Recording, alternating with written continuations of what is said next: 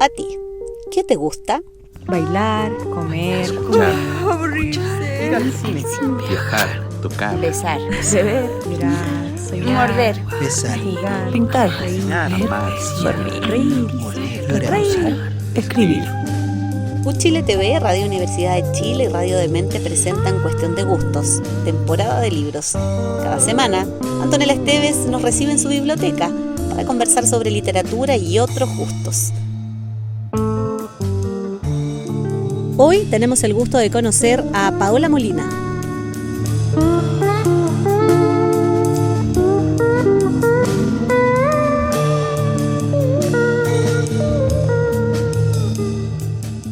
¿Cómo están? Sean bienvenidos a esta nueva edición de Cuestión de Gustos, en donde estamos haciendo este ciclo para conocer cuáles son las inspiraciones, los procesos creativos, los favoritos y favoritas de escritores y escritoras sub-40. Y hoy día tengo la gran alegría de recibir aquí en nuestra biblioteca a Paola Molina. ¿Cómo estás, querida? Sé que estoy bastante bien. ¿Qué queréis que te diga? Hay solcito, vine con mi enterito. Perfecto, ¿cierto? Está todo Como bien. ahí como ya revitalizándonos con la primavera. Bueno, tengo aquí tus 3 libros. El más reciente de ellos, Te quejas de hiena, del que vamos a hablar en un ratito. Y quizás la gente que nos está viendo pueda quedarse un poco confundida, Paola, porque tú eres muy...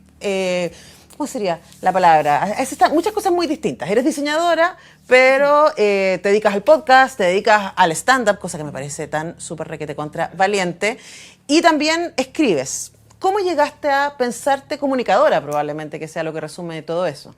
Yo creo que siempre lo quise hacer. Cuando era chica era bien pintamono y me llevaban como a una iglesia adventista y ahí yo sacaba como el micrófono y me ponía a inventar historias de Jesús.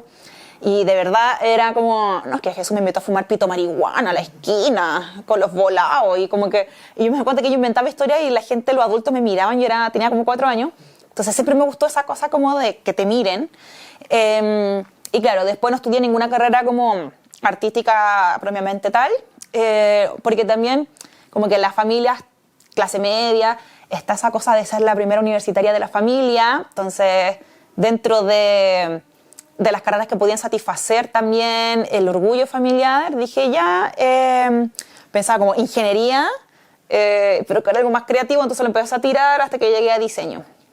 Y ahora no, como que creo que no lo ejerzo tanto, o sea, no lo ejerzo como trabajando de diseñadora, pero sí creo que las cosas que hago, ocupo esas herramientas del diseño para hacer cosas, como desde cosas más técnicas, como hacer los afiches, hasta...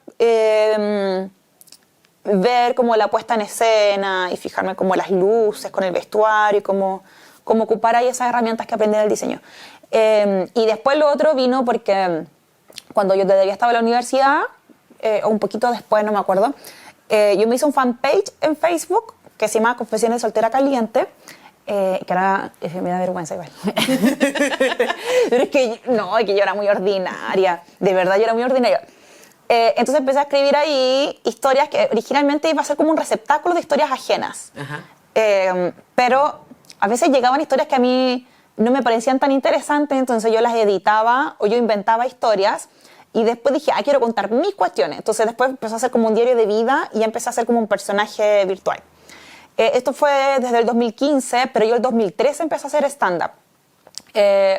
Entonces después cuando surge la oportunidad de sacar el libro de Confesiones de Soltera, ahí empecé a pensar voy a seguir siendo anónima o voy a poner mi nombre. Yo sentía que me servía más como ya sacar mi identidad, porque como yo ya hacía stand-up y sentía que igual estaban ligados porque los dos eran de comedia, ahí ya uní las dos cosas y me quedé con eso. Y ahí el 2013 empecé a hacer unos live de Instagram, de Facebook, con la Lula, con una amiga ahora con la que tenemos otro podcast y todo.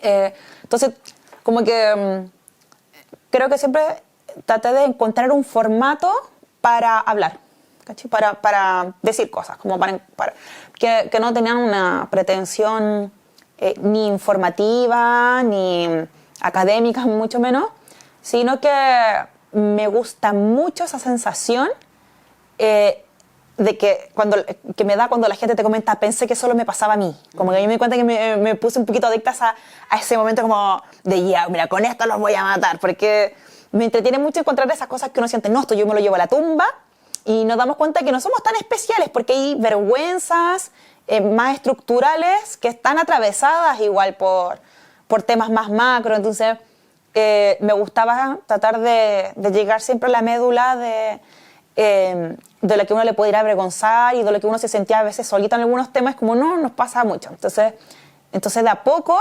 el Confesiones de Soltera Caliente fue mutando y ya no se trataba solamente de ser historias como de soltera, sino, o desde el lugar de, ay, me comí a alguien hoy día, sino también desde preguntarse algunas cositas con respecto a esos temas. Y ahí fue como evolucionando orgánicamente, yo creo que también porque como que a medida que uno trabaja harto un tema, después, claro, la propia curiosidad es como, ya, pero quiero darle una vuelta más o quiero otra cosita más. Pero eso fue porque yo estaba adicta a esa página, entonces escribía todos los días, todos los jodidos días. Entonces, claro, después de un rato está como, ya, pero ¿qué digo ahora? ¿Cachai? Y ahí empecé a contar unas historias, por ejemplo, de cuando yo sentía que a veces tiraba sin ganas, ponte tú, y allí, claro, empezó a tomar otro tinte de la página. No se trataba solamente de las historias chistosas de cuando una agarra con alguien, ¿cachai? Pero eso fue como... Claro, ahora, ese ejercicio que hiciste en Facebook traspasó fronteras, como yo te contaba a mí, una amiga argentina con mucho entusiasmo me habló de este Facebook cuando sacaste el libro. Yo sé como, no tenía idea. Y una de las cosas que enganchó probablemente tenía que ver con tu capacidad de exponerte a ti misma, ¿no? De reírte de ti misma, pero también de ser muy sensible respecto a las soledades, respecto a las disconformidades, respecto a los dolores, ¿no? Y eso es algo que tú también haces en el stand-up. Y sí, a mí me parece tan admirable esa capacidad de exponerse que tú tienes en ambos formatos. Sí, es que el stand-up te lleva, ¿cierto?, a ese lugar de la vulnerabilidad, de que yo creo que a los comediantes, como, o por lo menos a mí lo que me gusta de la comedia, es como sentir esa vulnerabilidad, como sentir que la persona te está dando un punto de vista. Independiente si uno está de acuerdo o no con ese punto de vista, es, así ve la vida esta persona, o esto es lo que le pasa con este tema. Y como que ahí uno conecta. A mí me gusta mucho eso, y de verdad eso lo fui descubriendo cuando escribía tanto en el Confesiones de Soltera, que al principio eran puro ja, ja, ja, ja, ja, porque yo buscaba el ja, ja, ja, ja, ja, pero después, de a poco me fui deseando tratar de probar con otras sensaciones, como con el conche tu madre, de verdad, yo pensé que eso no me pasa a mí, o con, esto nunca yo se lo había contado a alguien, ¿cachai?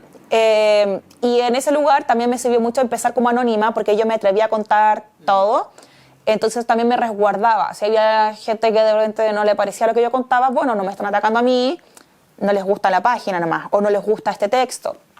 Entonces creo que también fue bueno haber tenido una parte que funcionara con el anonimato. Y en el stand-up también, bueno, yo soy muy fan de ir a ver stand-up, y de verdad las comediantes que más me gustan son las que siento que se están como desnudando, por decirlo así, aunque suene cliché, porque es que hay varios tipos de comedia, ¿cierto? Es como el típico como, ¿han cachado qué? Es distinto a cuando te cuentan como, una vez me pasó esto, y a lo mejor están apelando a un tema parecido, pero sentir que hay alguien ahí que te está mostrando como su verdad, a mí me encanta.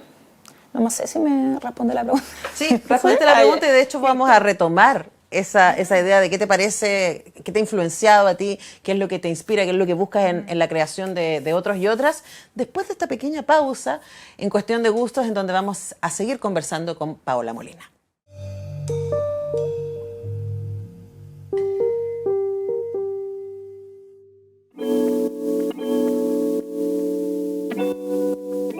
Me impresiona mucho que convertirse en adulta sea decepcionarse del heroísmo que tuvo la gente que te crió. Que la gente no sabe lo que hace incluso a los 60 años. Me da rabia que mi tía no sea sabia, que no sea ella la que ahora convoca, cobija y sabe dar consejos.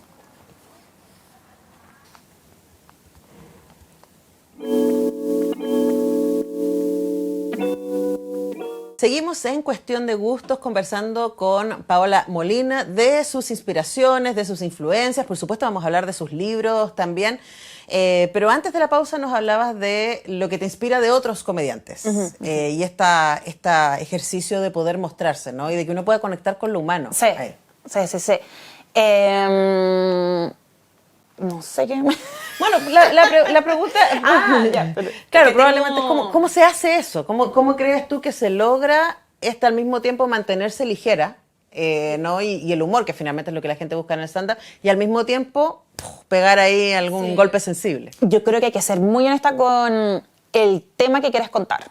Se nota el tiro cuando alguien está diciendo un chiste o contando sobre un tema porque siente que el tema que va a pegar o porque es lo que hay que decir, porque es lo que está de moda, pero no es como lo que a uno más le interesa. O no es lo que necesariamente sirve para ese formato. Pues hay cosas un poco emo que yo subo a mi Instagram porque sé que no funcionan para stand-up. ¿Cachai? No es necesario que yo lo diga en el stand-up. ¿Cachai?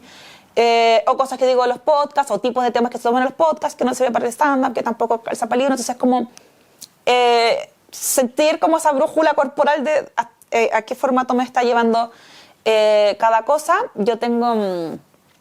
por ejemplo, ahora hace poquito tengo chistes de Pinochet que me costó años, que siempre dije, ya estoy obsesionada con Pinochet. De verdad, estoy obsesionada. En tu segundo libro, Sí. Ciudad Satélite, ahí, todo el tiempo. Es que, aparte porque de verdad cuando chica, fonéticamente la palabra Pinochet me parecía curiosa. Así, no sé, tengo una fijación con ese apellido. Entonces, yo decía, puta, pero es que esto no da todavía para hacer chistes de Pinochet. Y era porque yo todavía no le encontraba como la vuelta, y ahora recién... lo estoy poniendo en el stand-up porque ahora sí encontré la forma de hacerlo chistoso. O sea, chistoso dentro del punto de vista que yo quiero dar, que yo era chica y veía como estaban las señoras en Londres cantándole a Pinochet afuera de la clínica, y que yo pensaba que Pinochet era un famoso aburrido porque interrumpían todos los programas con que el famoso Pinochet hizo no sé qué cosa. Entonces, encontré cómo llevarlo al escenario. Y claro, no es un tema contingente, o sea, es un tema presente en Chile, pero o sea, yo no tengo chistes, ponte tú, de andar en Transantiago, ¿cachai? Nunca he tenido chistes de andar en Transantiago, nunca he tenido chistes de Piñera, creo que tampoco, porque no me salía chistoso, como que me gusta más hablar, no sé, de la ansiedad o de cómo fuimos criados o qué sé yo. Y me di cuenta de eso, como no soy una comediante que se agarre de la contingencia para hacer su material. Hay otros que sí lo hacen y les sale muy bien, tienen ese don para tomar algo que está ahí en el ambiente y llevarlo a un chiste. Entonces yo creo que eso, como ser muy genuino con lo que de verdad a uno le interesa contar. Y las veces que yo he tratado de hacer un chiste y digo, ya, esto va a funcionar, como que uno se siente el tiro como... Deshonesto. Sí, es como cuando te ponen una ropa, no sé, que Presta. Sí, una ropa prestada y sentís como, es que no es mi onda, aunque tú digas, no, te queda súper bien, ¿cachai? Es como eso, como que no me quedara bien puesta. Y ahora, ¿cómo haces para poder separar esos materiales y decir, ok, esto va para el podcast, esto va para el stand-up y esto va para la escritura, pensando especialmente en que son tiempos distintos? Sí. Y también probablemente de que, a diferencia del podcast o del stand-up, esto queda Sí. y te encuentras con esto. Sí. Mira, muy buena pregunta. Caché que cuando yo empecé a escribir el Te quejas de llena, la editora que me contactó había visto las publicaciones que yo estaba haciendo durante el estallido social. Entonces me dijo, podría hacer relatos que asocien lo personal con lo político, bla, bla, bla. Y yo como, sí, obvio. Y ahí apenas empecé a escribir, fue como, no quiero decir esto, porque esto fue, no sé, el 2019, y yo sabía que el libro iba a salir harto tiempo después. De hecho, después tuvo la pandemia, ¿cierto? Entonces fue como, no quiero hablar de esto, porque decir eso me saciaba más en la inmediatez de lo que se estaba viendo en ese momento. Entonces lo que hice, porque sí quería poner un tema como político en el libro, pero como en tercera capa, ocupé para el Te quejas de llena una sequía y como los ciertos problemitas que se podían asomar de una sequía, y también esa sensación de que a veces creemos que está pasando algo muy importante y después uno en la vida cotidiana como que eso no se traspasara. Es como, no sé, como cuando estamos todas unos meses atrás, uy, la guerra en Ucrania, y después uno, no sé, me voy a ir a un bar a juntar con una amiga y vamos a hablar de algo que no tiene nada que ver. Como que a veces pasan cosas que en el discurso de lo contingente se llevan nuestra atención, pero después nuestras cotidianidades y nuestros problemas personales pareciera como que no estuvieran tan conectados, aunque de alguna manera sí. Entonces,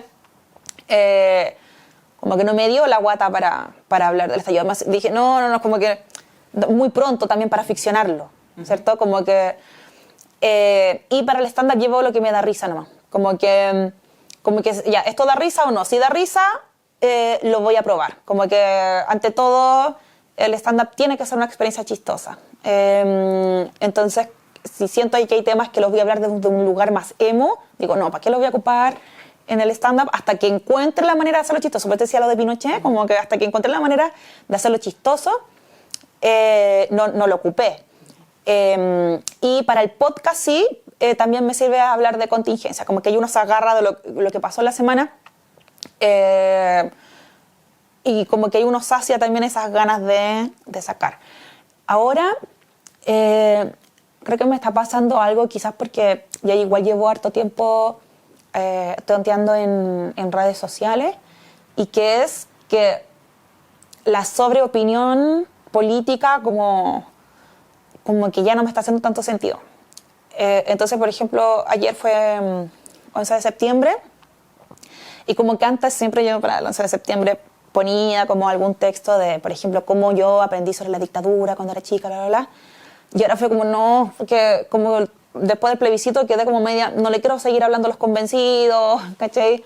Estoy como en ese momento medio errático, ya no sé de qué forma agarrar los temas políticos, porque siento que nos estamos mirando mucho el ombligo, como que no, dije ya no voy a hacer nada como yo, esto es lo que pienso sobre ese tema. Creo que mientras uno también más tiempo pasa como haciendo cositas en internet, más uno se va dando cuenta que no es tan necesario redundar en un tema solamente para posicionarse, para aparecer, ¿cachai? Como quiero que todo el mundo cada vez sepa que yo soy de izquierda, ¿cachai?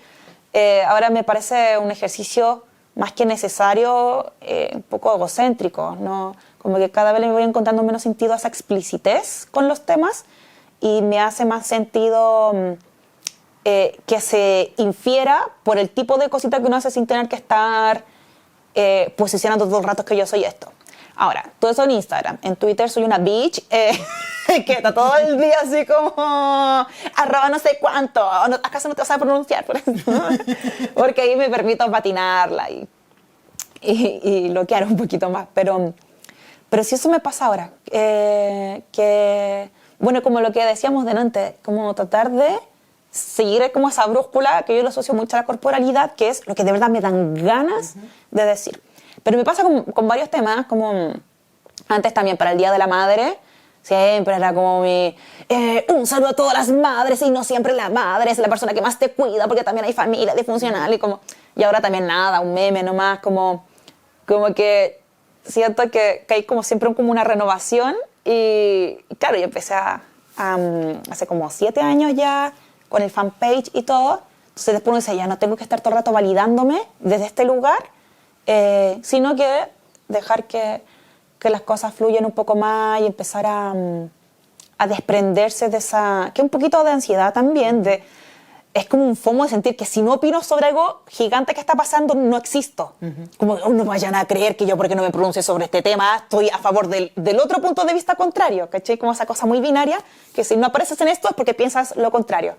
Y es como que para eso me ha ayudado harto la comedia, por eso me ha ayudado mucho hacer stand-up, como desprenderme de ese ego de sentir que lo que uno hace es más importante de lo que de verdad es. No es tan importante, a nadie le importa, o no importa posicionarse uno desde ahí, sino que si uno quiere ir dejando semillitas, pero ha sido un buen ejercicio ese, como de ser más honesta con lo que uno de verdad quiere hacer en vez de tratar de posicionarse. Sí, y además también ser sensible a cómo estás cambiando. Y yo creo que sí, eso lo vamos a retomar cuando hablemos de tus libros, porque es súper evidente cuál ha sido también tus propios procesos, si uno lee desde tu primer libro hasta el que acabas de sacar. Así que de eso vamos a hablar más adelante cuando retornemos a hacer Cuestión de Gustos con Paola Molina.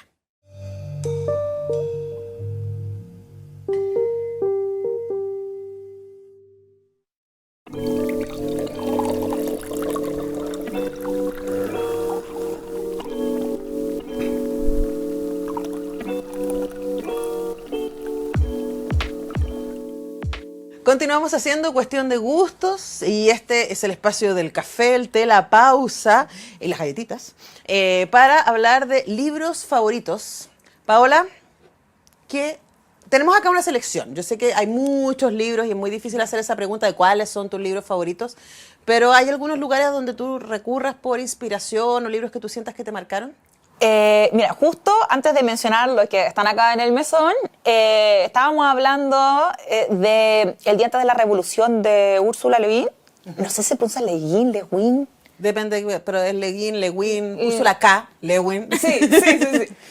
Para mí ese cuento fue demasiado importante porque lo asocié mucho a lo que pasó en Chile, quizás a la gente que luchó los 17 años de la dictadura, que es esa sensación de, se logró algo y ahora en qué lugar me sitúo si siempre me identifiqué desde ser la resistencia. Entonces la protagonista de ese cuento ya es una anciana y está como inadaptada del propio mundo que ella planteaba y que triunfó, y que siente que ahora, claro, como ya es parte ahora del oficialismo de este nuevo mundo, se siente rara porque se identificó con ser de la resistencia. Entonces ese cuento espectacular, para mí de verdad es demasiado importante ese cuento.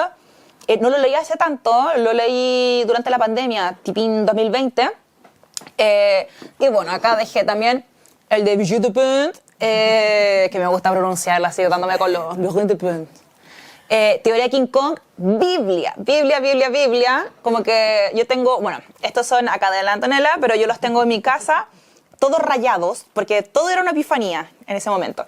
Y hay lugares con los que yo no estaba tan de acuerdo con el punto de vista, pero me daba lo mismo, porque eso es lo interesante, como sentir como la potencia que hay en cómo ella va hablando, por ejemplo, de trabajo sexual, cómo va hablando de que el trabajo sexual, claro, tiene una carga negativa también porque son las mujeres prestando, o sea, no como prestando el cuerpo, sino que capitalizando su erotismo de manera no gratuita, ¿cachai? A diferencia de lo que se espera al parecer de que nos piden lo mismo como esposa o polola, pero gratis, por decirlo así. Como hay unos planteamientos ahí que son bien interesantes. Y que son bien polémicos al interior del feminismo también. Sí, totalmente. Por eso es tan interesante. Así que Biblia, Teoría King Kong. Chilena tenemos. Como que estoy. Que es parte de este ciclo también. Sí, va a estar la Romina Reyes. Este libro de cuentos reinos, que me parece que es como de 2017, ¿o no? Espérate, ganó el. Bueno, yo lo leí como el 2017. De editorial Montacerdo. Libros como de realismo sucio, acá de la Romina Reyes, muy buenos. Personajes masculinos, como. Desde el punto de vista también de una autora mujer, también como que había estado leyendo a muchas mujeres escribiendo sobre personajes femeninos, pero igual me interesa como acá los personajes masculinos, cómo los va desarrollando la Romina Reyes. Poesía antipatriarcal también de Gertrude Stein. Esto es tipo fines del siglo XIX, comienzo del siglo XX, y también me vuela la cabeza porque la libertad que tiene Gertrude para desarrollar su texto es como que básicamente rompe con la regla de la buena escritura, rompe con la regla como del canon de lo que se supone de lo que hay que escribir. Saben que la Gertrude Stein era muy amiga de Hemingway, pero después se peleaban y se funaban mutuamente, ¿cachai? Eran buenos para los cagüines los dos. Pero es que además una ultrafeminista, exactamente. El otro, sácate un patriarcal. Exactamente, entonces se nota que es feminista en el sentido de cómo ella destruye en este texto que es de alquimia y que va con la traducción, va en inglés y en español, porque así no nos perdemos también como la visualidad a la vez que tiene en su idioma original. Y lo digo visualidad porque tiene algunos párrafos, por ejemplo, que no tiene ninguna coma, ningún punto seguido, ni nada. Entonces como que hay como un vómito, por decirlo así, verbal, y va jugando con la sonoridad también de las palabras que va repitiendo. Así que también me encantó. Y me encantó sobre todo por la posibilidad de ser libre al momento de escribir. Eso es como para mí lo... ¿Y lees poesía? Estuvimos comentando eso más temprano. Leo poesía. Poeta chileno, me gusta mucho el Andrés Advanter. Me encanta cómo puede hacer un texto desde el doblez de un mantel, desde la poza de agua donde se refleja el cielo nublado después de la lluvia, donde habla de esas cotidianidades, pero que ni siquiera son fenómenos cotidianos, sino como un detallito de un momento cotidiano. Idea Vilariño, delante lo comentábamos también. Las obras completas, tengo el libro ahí de Lumen, si no me equivoco. Sí.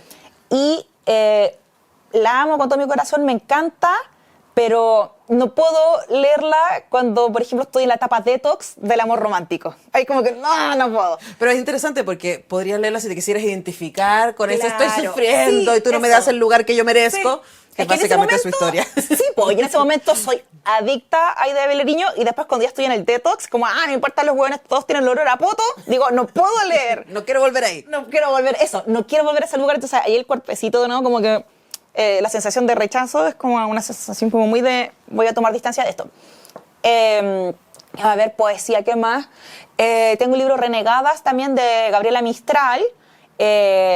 Y es muy interesante también porque yo a Gabriela Mistral la empecé a leer con profundidad hace un par de años nomás. Yo tengo 32, Tipín 29 años. Empecé a leerlo con la complejidad que merece, porque en el colegio, claro, te pasan Gabriela Mistral desde los poemas como infantiles de ella, ¿cierto? Entonces, como que se la despolitizaba igual, dentro de todo. Entonces tiene unos poemas sobre territorio también, mezclando el territorio y la geografía con lo político, también que son maravillosos. A ver, ¿qué más tenemos de poesía? Igual hay harto. Yo creo que ahí ya quedamos Sí. tomando nota, ¿eh? Sí, Enrique Lin, también nunca está de más. La Elvira Hernández, ustedes saben, sí, pues. Elvira Hernández siempre recomendadísima. Hay mucho trabajo de Elvira Hernández en varias editoriales independientes y editoriales Pero más Alquimia grandes también ha sacado algunas cosas interesantes. Sí, sí, y el de la bandera, ¿cómo se llama el proyecto de la bandera? Pero lo vamos a buscar. Sí, y el pájaro desde mi ventana. Bueno, eso es Alquimia. Eso es Alquimia. Es Alquimia, y ya. Maravilloso, entonces, Elvira Hernández. Bueno, ahí No, los dejamos. se nota, ¿ah? lee poesía. Con esa cantidad de recomendaciones de nuestra invitada Paola Molina. En unos momentos regresamos para hablar de sus libros y de qué hace con toda esta inspiración. Nada hago, pues nada. Algo haces.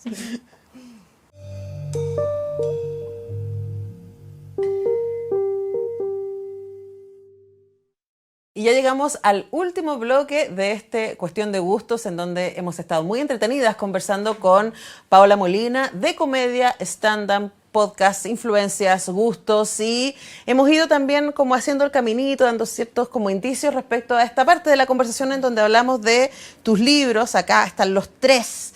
Y yo te decía que a mí me resultaba muy evidente cómo has cambiado también en estos últimos años, en la medida de que Confesiones de una soltera es distinto a Ciudad Satélite, que es distinto a Te quejas de llena, a pesar de que hay temas que cruzan los tres libros y Sí. que es muy evidente que es tu voz la que aparece ahí. ¿Qué sientes tú que ha cambiado entre medio?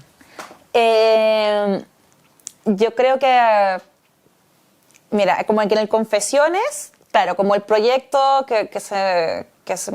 la idea que se me presentó fue que tuviera que se llamara como el fanpage, y yo en ese momento, que fue después de la muerte de mi mamá, cuando me llegó esta como posibilidad editorial, entonces yo estaba feliz, pues yo estaba, imagínate, estaba en la caca, así como, se murió mi mamá, ya no tiene sentido, y de verdad cuando me llamó el editor, yo estaba, eran como las 3 de la tarde de un miércoles, yo estaba en pijama en mi casa, así haciendo nada con mi vida, nada, cero, y fue como, ya tengo algo que hacer. Y empecé a escribir el libro, y a medida que lo escribía, yo dije, que no quiero contar cuestiones, me comían hueón. Entonces me costó, quizás como que fuera, yo creo que lo que la gente esperaba, por lo menos la editorial, era que fuera como el relato de una mujer borracha, versión, otro nombre, ¿cachai? Claro. Y yo en ese momento no estaba en ese mood, entonces de ahí me di cuenta que, claro, que es un libro chistoso, pero emo igual. Es como que tiene las dos cosas. Y fue como, sí, pues porque así soy yo también, pues, ¿cachai? Y después, en Ciudad Satélite, me pasó que yo no quería hablar de amor romántico, ni de minos y cosas así, porque sentía y esto ya lo hacía en el fanpage y en el libro, el otro. Entonces, originalmente se iba a llamar Vecinas el libro. Iban a ser historias vecinales, y después me di cuenta que a mí lo que más me da risa en el mundo son los niños. Como que encuentro que está toda la comedia, pero todo el absurdo, es como nihilismo, todos están como observando a los cabros chicos. Entonces dije, ya mejor lo voy a poner desde el punto de vista de niños chicos, observando que los adultos son tontos, ¿cachai? Como saben lo que pueden con las rabietas que tienen. Y ahí te juro que ese proceso me soltó caleta, pero claro, ahí yo tenía esa como ansiedad exitista, donde dije, oh, este libro nadie lo va a leer, porque quizá la gente lo que quiere es hablar de minos, ¿cachai? Y quiere que yo escriba sobre eso, entonces estaba con ese boicot. Entonces, mientras yo escribía, lo pasaba muy bien, y después pensaba, no, debería escribir sobre minos, y casi que hacer ensayos feministas del amor romántico, ¿cachai?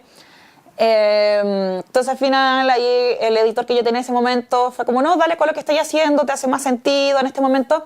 Y claro, como que los libros han marcado el proceso de que estoy en ese momento así como, pero demasiado como, es que de verdad no puedo escribir de lo otro. Como, y en el Te quejas de llena, creo que había como una, bueno, aparte de que lo escribí en pandemia, encerrada, que igual tiene como harto de esa sensación, creo, lo escribí pensando en como en duelos que he vivido, y como esa sensación de que todos están como en un mood y están pasando cosas y uno se siente como media ajena a lo que está pasando. Entonces, la protagonista, que ahí ya le puse Paula en vez de Paola, como una tontera.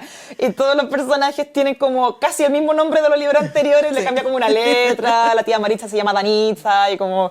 Entonces, me gustaba como esa meta talla, si es que alguien... O sea, yo supe todo el rato que era la misma familia, básicamente, sí, porque es la misma familia. Sí, es como la primera que se llama Isidora, la otra se llama como Isadora, como ya una tontera. Pero sí, no sé, como que el personaje ahí, la protagonista, está como en una transición se está despegando de una relación un poco ambivalente, como la típica relación actual, que nada serio, no somos nada. Entonces está saliendo de eso, pero no es como que ya lo superó. Pero igual, más o menos sí, está transitando como... aprendiendo a ser adulta, básicamente, ¿cierto? Está aprendiendo a que ella es la persona responsable de lo que le pasa, y que tiene que dejar de buscar ese afecto y atención afuera, porque no hay nadie capaz de saciar las ganas que ella tiene de sentirse parte de algo, así que se lo tiene que encontrar ella. Y esa sensación es como la sensación que he tenido siempre, como que yo soy bien emo igual, entonces siempre tengo esa sensación de como de estar sobrando, y siempre lo he trabajado en terapia, siempre me pasa, como que hoy día le decía a un amigo en un podcast que yo me iba caminando, me fui al podcast que grabé hoy día más temprano, me fui caminando peleando sola en mi mente con una situación hipotética que yo misma inventé en ese trayecto del metro, ¿cachai? Porque estoy esperando a que alguien me trate mal o me diga algo malo, de cualquier ámbito, en cualquier ámbito. Entonces voy peleando sola, porque como ya tengo esta sensación basal, tengo que darle forma, entonces invento estas situaciones. Y un poco eso, por eso me gustaba el título Te quejas de llena, porque la protagonista, si bien le pasan cosas, igual tiene las herramientas para poder salir a flote, ¿cierto? Entonces, ahí hay como un desencuentro también con la persona que lo crió, como que hay dos escuelas de vida entre la persona que la crió y ella que están aflorando. La protagonista está muy autoconsciente de todo lo que le pasa porque se terapea, pero a la vez todavía no aplica tanto lo que aprende en terapia, porque yo creo que es como así, pues como que uno entiende cosas y por eso uno no le da los mejores consejos a la amiga, a los amigos, ¿cachai? O uno los recibe también, pero el deseo se demora mucho más en trasladarse a otro lugar. Como que uno racionalmente, o sea, me imagino que todos sabemos lo que nos hace bien, racionalmente, pero hackear el deseo y trasladarlo a un lugar más saludable, o que nos haga sentir mejor o más íntegros, esa agua se demora caleta. Entonces, está como en esa transición la protagonista, como entendiendo como un poquito esa fisura, y después le pasan sus cositas buenas también. Sí. Le pasan sus cositas. Y aparte, me gusta mucho el absurdo. Siento que la vida... ya siempre voy con esta weá que vivir un lavado de dinero, como que, de verdad, y como que hay cosas que no tienen tanto sentido, como entonces también hay mucho absurdo, porque ningún adulto ahí es tan coherente, como que ningún personaje es tan coherente, quizás salvo la mejor amiga que está un poquito idealizada. Entonces me gusta eso de sentir que al final todos tienen sus torpezas, como que no hay nadie normal. Ahora, y para cerrar quería preguntarte eso exactamente, por la idea de normalidad. que está cruzando también tus libros, porque también el mundo de la representación y quienes han tenido la voz para decir, esto es una familia normal, esto es una vida exitosa, esta es un buen amor. Históricamente no han sido mujeres como nosotras. Claro. Y a mí una de las cosas que me encantó de, por ejemplo, Ciudad Satélite era la representación de Maipú y de vivir en una villa en Maipú, que cuando te entrevisté por ese libro me acuerdo que lo hablamos, ¿no? Yo vivía en la villa al lado. Sí, vos. Entonces, me parece que es tan bonito que empiecen a aparecer estas otras voces y decir, mira, esto también es normal, que te críe tu tía también es normal. Claro, sí, eso. Bueno, esa es justamente la sensación que yo de chica tenía como de estar sobrando, porque sentía, mi vida no encaja con lo que supuestamente es lo correcto, ¿cachai? Entonces, no sé, yo me imagino que muchas personas se han sentido como la vereda va al frente de lo correcto en algún aspecto, o más de un aspecto, tipo el cuerpo que uno tiene, el apellido que uno tiene, por ejemplo, mis compañeros que tenían apellido mapuche y que a lo mejor se sentían como avergonzados porque los niños chicos repiten a veces lo que escuchan en la casa, o en mi caso el tipo de familia o la orientación sexual, ¿cierto? Como que, o no sé, ser el más pobre del curso, qué sé yo, te genera como...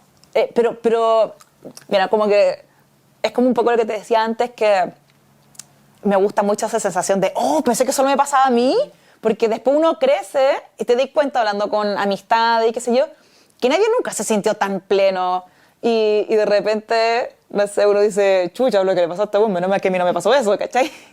Entonces... Como cuando se encuentra con el francés en ese café. Sí. Tienen que leer el libro para saber. Spoilear. No, pero... mira, la tontería que voy a decir, pero cuando empezó la pandemia y estaba lo del Nano Calderón, que dejó la embarrada y la familia Argandoña, con una amiga le decíamos como, oigan, digo lo que quieran de mi familia, pero por lo menos no somos la Argandoña, ¿cachai? Como que todo igual tenemos nuestras mochilas llenas de cosas, ¿cierto? Como de historia y cosas que a lo mejor no nos hicieron sentir tan bien. Entonces eso igual me gusta, pues como que finalmente todos siempre hemos tenido algo especial que contar. Y eso especial no tiene que ver con que te pasó solo a ti, sino hay un dolorcito que uno sintió que era único. Pues la forma de contar esa cosita que uno sintió que era único es valioso de que aparezca. Pues como que llevamos ya una buena cantidad de tiempo con los mojojojos ahí, las mojojojos tomándonos también los espacios. Y creo que también es porque Internet democratiza más voces, como que ya no tiene que ver solamente con ser amigo de o tener las redes de contacto. Me imagino que para la gente que más encima es de afuera de Santiago, es mucho más difícil hacerse esas redes de contactos que te permitan llegar a editoriales. Entonces, Internet es más democrático en el sentido de que uno escribe cosas, uno hace cosas o hace videos o lo que sea, y si a la gente le gusta, vas a aparecer, ¿cachai? Como que no tiene que ver con las otras cosas. Entonces eso es emocionante, pues como darte cuenta de que ahora sí hay muchos más lugares donde uno se pueda reflejar, sentir identificado.